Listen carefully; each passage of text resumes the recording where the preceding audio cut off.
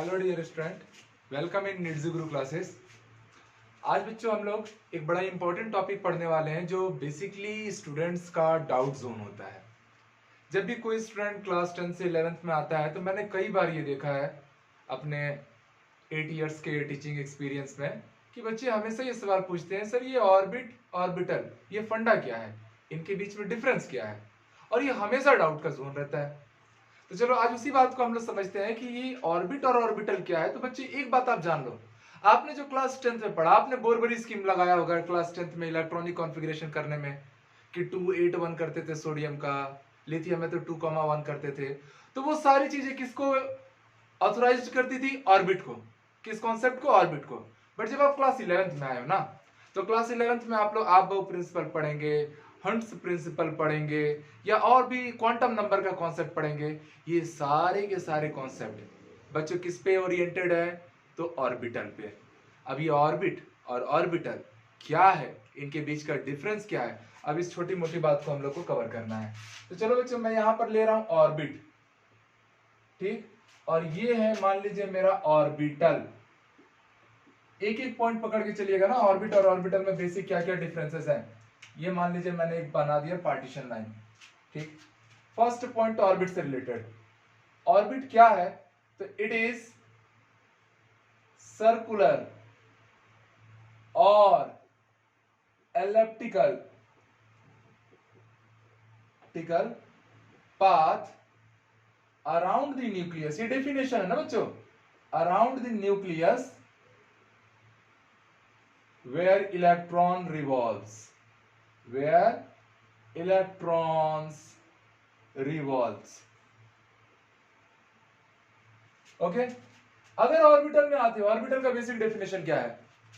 तो it is 3 dimensional path या 3 dimensional space, ऐसा बोलो। It is 3 dimensional space where probability of, ये ऑर्बिटल का डेफिनेशन रहेगा ना, probability of occurrence of electron, occurrence of electron is maximum, is maximum. मतलब ऑर्बिट क्या है? ये बात तो आपने क्लास 9-10 से ही पढ़ी है कि भैया न्यूक्लियस के चारों ओर आपके shell, L shell, M shell ऐसा करते थे जिसमें इलेक्ट्रॉन रहता था और वो न्यूक्लियस के चारों ओर रिवॉल्व करता था। तो वो जो शेल था उसी को आप क्या नाम दे रहे हो? ऑर्बिट। बट ऑर्बिटल क्या है? तो बच्चे ये है, मान लो न्यूक्लियस, ठीक, पॉजिटिव चार्ज होता है, उसके बाहर कौन है? हमारे शेल है, ऑर्बिट है।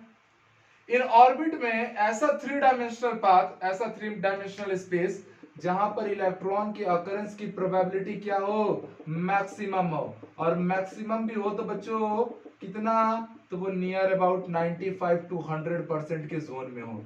तो ये वो पाथ है, ये वो स्पेस है, 3 डायमेंशनल स्पेस, जहां इलेक्ट्रॉन के अकरेंस, प्रोबेबिलिटी ऑफ अकरेंस क्या है? मैक्सिमम है। इसलिए ये स्पेस 3 डायमेंशनल स्पेस क्या कहलाएगा? ऑर्बिटल कहलाएगा। ये तो बेसिक डेफिनेशनल टर्म हो गया। कहने का मतलब ऑर्बिट एक 2 डायमेंशनल थिंग को रिपोर्ट कर रहा है और ऑर्बिटल 3 डायमेंशनल स्पेस को रिपोर्ट कर रहा है। ठीक है बच्चों, अब अगर बात करोगे, थोड़ा इसको रब कर देते हैं, ये हटा दे रहा हूं, ये बस समझाने के लिए था।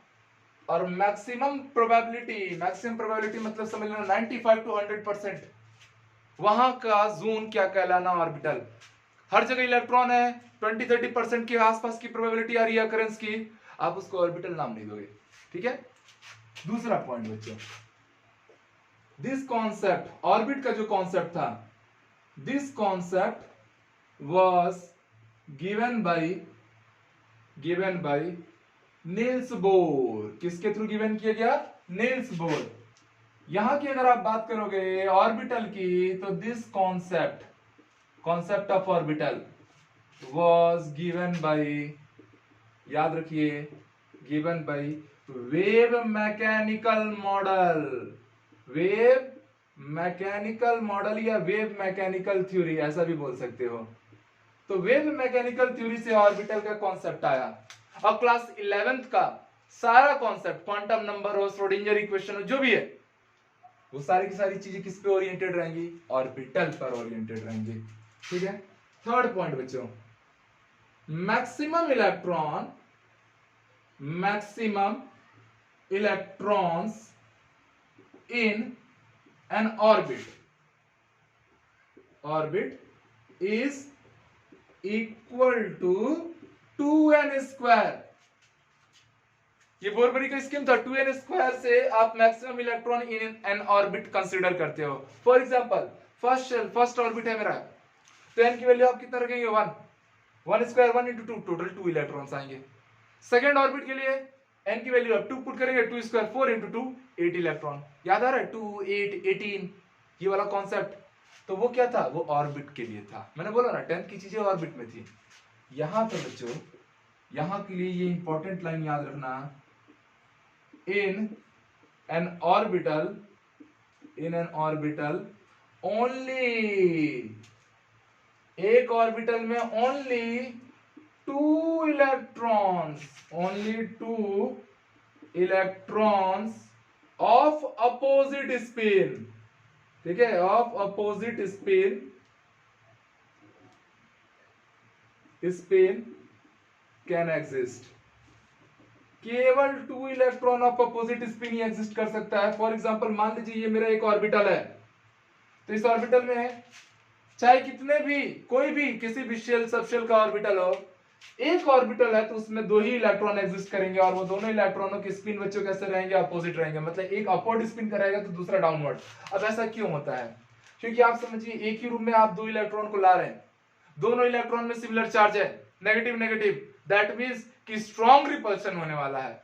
और इसी स्ट्रॉन्ग रिपल्शन को अवॉइड करने के लिए आप इसके मैकेनिकल ओरिएंटेशन के डायरेक्शन को चेंज कर देते हैं, मतलब एक अपवर्ड तो दूसरा डाउनवर्ड। इससे क्या होता है, रिपल्शन थोड़ा सा रिड्यूस हो जाता है और जो हमारा ऑर्बिटल की इलेक्ट्रॉन है वो स्टेबिलिटी गेन कर पाते हैं। ठीक है बच्चों, तो ये छोटा सा कॉन्सेप्ट रहा। एक और पॉइंट जान लीजिए कि मोमेंटम इन ऑर्बिट, ऐसा लिखता हूं मैं, in orbit momentum and position of electron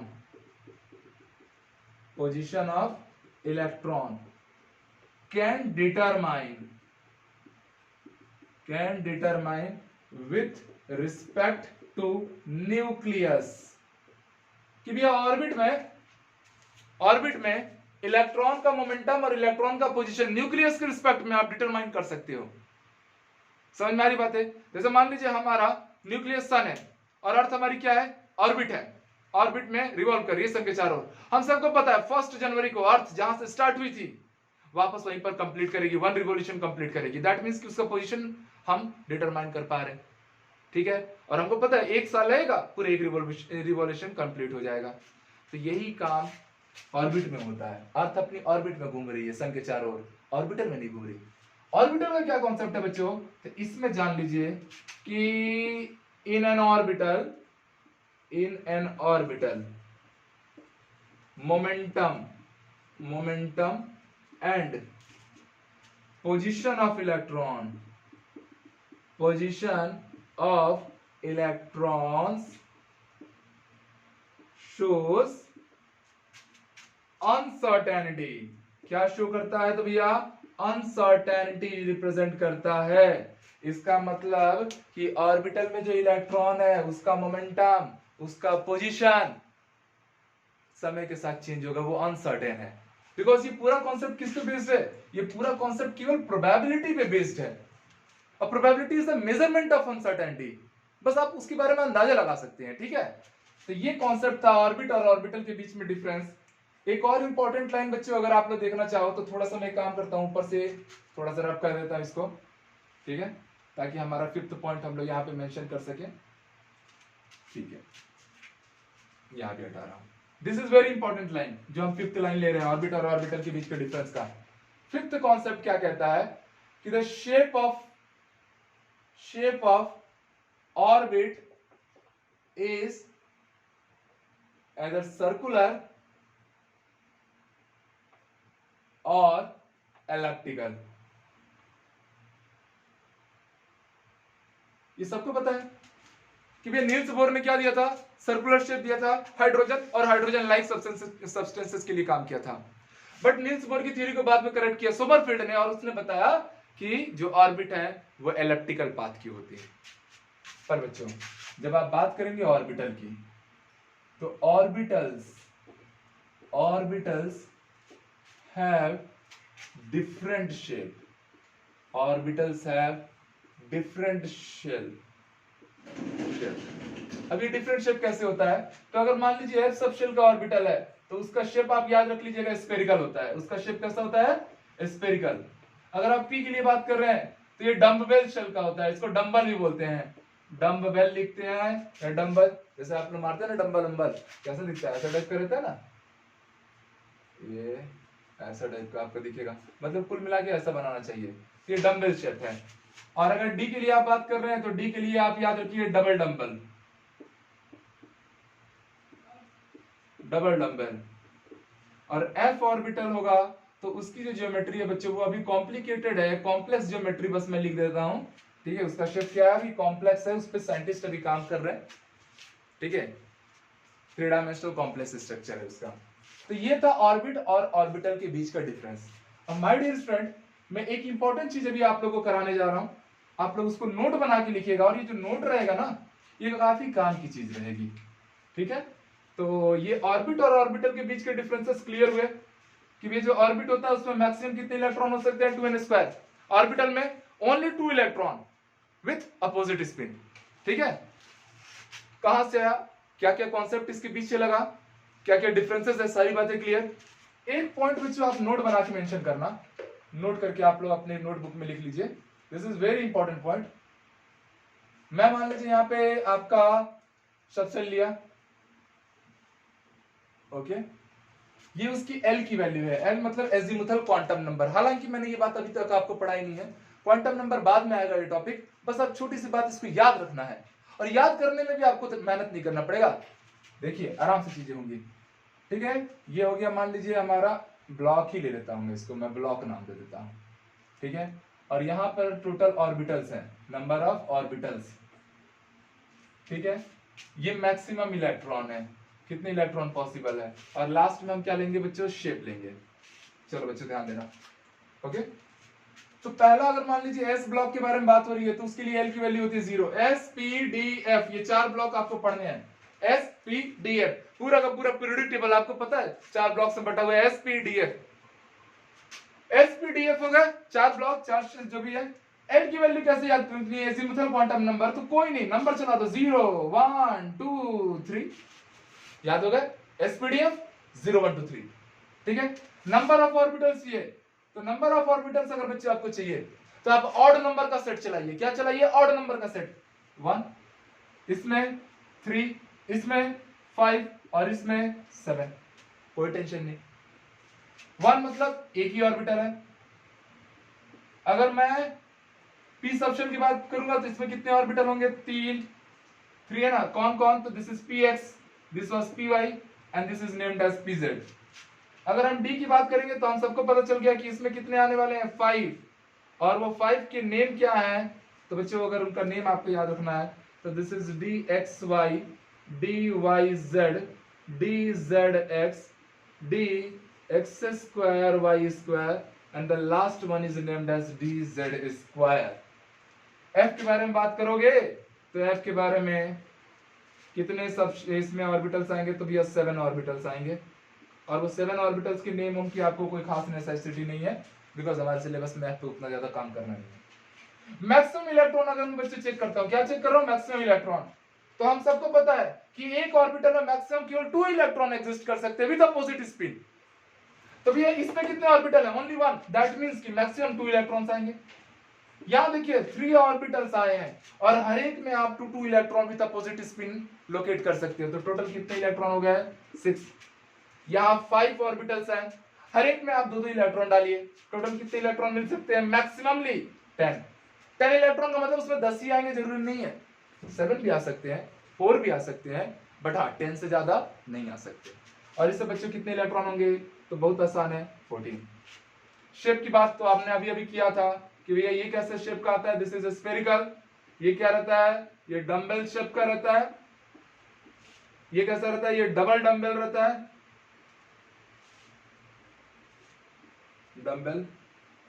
और ये कैसा शेप है इसका, तो कॉम्प्लेक्स है। ये कैसा है, कॉम्प्लेक्स है। डंबल ऐसा दिखेगा, स्फेरिकल तो मान लो गोल है, ये डंबल है, ये डबल डंबल आपका बच्चों ऐसा, और कॉम्प्लेक्स का तो अभी नहीं बना सकते हम लोग। तो ये एक नोट पॉइंट है, याद रखना। याद रखने में भी मुझे नहीं लगता आपको मेहनत करना पड़ेगा। एसपीडीएफ, एल की वैल्यू 0 1 2 3, नंबर ऑफ ऑर्बिटल्स जो आएंगे 1 3 5 7, ऑड नंबर का सेट। ये मैंने ऑड इनका नंबर रखा ऑर्बिटल्स, और मैक्सिमम इलेक्ट्रॉन हर एक ऑर्बिटल में 2 इलेक्ट्रॉन फीड होते हैं, तो आप ट्वाइस कर दीजिए। देख रहे हैं, ट्वाइस करने से आपको आंसर मिल जा रहा है नंबर ऑफ इलेक्ट्रॉन्स का। और वो शेप आपको याद रखना है, क्योंकि इसके बाद की जो पढ़ाई रहेगी क्वांटम उंटम नंबर आप प्रिंसिपल, उन सब में उसी का रोल है। ठीक है, तो ये एक बेसिक सा इंफॉर्मेशन है, इनको आप दिमाग में रखिएगा, याद रखिएगा। तो ये कॉन्सेप्ट हो गया बच्चों ऑर्बिट और ऑर्बिटल से रिलेटेड। और ऑर्बिट और ऑर्बिटल रिलेटेड से जो मेन कंक्लूसिव पॉइंट होता है, जो आपको एग्जैक्टली पता रहना चाहिए, वो बात भी मैंने अभी आप लोग को लिख के दे दिया, आपको वो याद रखना है। और मुझे नहीं लगता कि अब आप याद करने का आपको कोई टेंशन है। आप खुद से एक बार अगर कॉपी पे हाथ रख के खुद से मेंटली रिवीजन कीजिए, तो आपको पता चलेगा कि सारी चीजें आपको याद हो चुकी हैं, है कि नहीं? करके देखो। चलो एक छोटा सा थ्योरी और करा देता हूं बच्चों मैं। इलेक्ट्रॉन की फीडिंग करा रहे हैं हम लोग ऑर्बिटल्स के अंदर। मैंने पहले ही बोल दिया 11th की पूरी पढ़ाई किस पे फोकस करेगी, ऑर्बिटल्स पे फोकस करेगी। तो ऑर्बिटल्स के अंदर इलेक्ट्रॉन की फीडिंग कराने जा रहे हैं, और उसमें हम लोग एक लॉ पढ़ेंगे, that is hunts rule for maximum multiplicity. Hunts rule for maximum multiplicity. अब ये क्या था hunts rule of maximum multiplicity? तो याद रखिए कि ये जो hunts rule of maximum multiplicity आया था, सच rule is useful for filling of electrons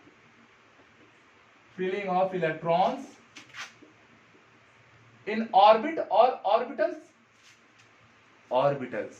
क्योंकि 11th का कॉन्सेप्ट है, सारा कहानी ऑर्बिटल पे चलाना ना। Filling of electrons in orbitals. अब हंट्स ने कहा क्या था बच्चों? तो हंट्स ने क्या कहा था कि पेयरिंग ऑफ इलेक्ट्रॉन्स, ये हंट्स का स्टेटमेंट है ना, इन एनी एटॉमिक ऑर्बिटल, या इन एनी ऑर्बिटल भी लिख सकते हो, एटॉमिक ऑर्बिटल एक ही बात है, समझ जाना। Orbital of a particular subshell. और ये सबशेल जब आप लेंगे ना, तब इसमें एस को छोड़ के पी, डी और एफ लेना ना। Particular subshell does not occur until every orbital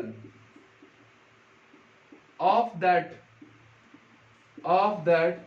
subshell are singly filled। अब ये कहानी का मतलब समझना बच्चों, मैं आप लोग को पूरी बातें समझाने का प्रयास कर रहा हूं।